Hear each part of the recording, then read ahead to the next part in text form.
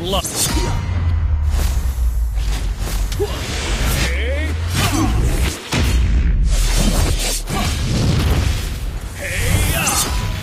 War never ends. Passive.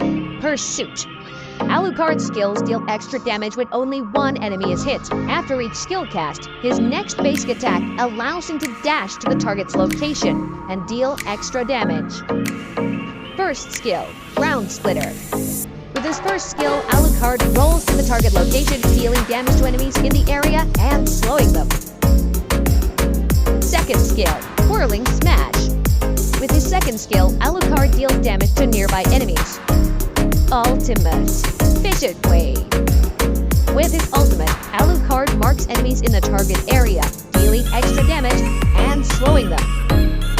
Alucard also increases his Lifesteal and reduces other skills' cooldowns. He can cast this skill again to release a shockwave that damages enemies in front. In the laning phase, Alucard can use his first skill to deal damage and slow enemies first, and follow it with basic attacks for strikes. Then, he can use his second skill and follow it with basic attacks for more strikes. In teamfights, Alucard can cast his ultimate to increase lifesteal and mark enemies, and then switch between his first and second skills to follow basic attacks. Finally, use his ultimate again for reaping kills.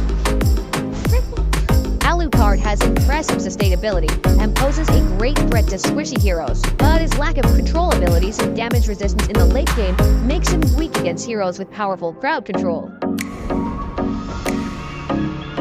It's best to upgrade his second skill at level 1, then prioritize upgrading it, because his second skill has a short cooldown but great damage to speed up jungling.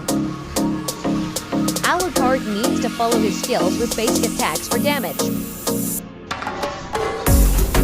He can follow enhanced basic attacks with his first skill to pursue farther enemies. Or he can use the second skill and enhanced basic attacks to close the distance, and then pursue fleeing enemies with his first skill.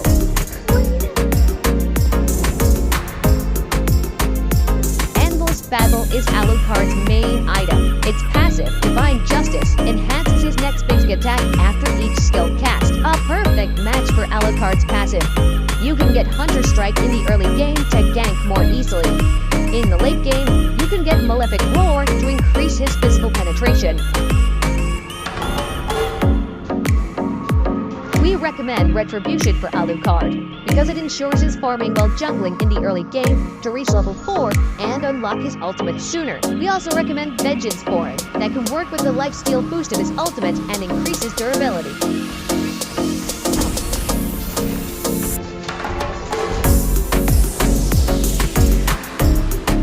Alucard has great chase abilities and damage resistance, making him powerful against squishy assassins like Harley and Eamon, but he can be countered by heroes with powerful control abilities like Franco and Johnson. If controlled, Alucard will be able to steal HP and can be easily eliminated. He's best with heroes with crowd control, such as Garugacha and Xavier, which makes up for his lack of powerful control abilities.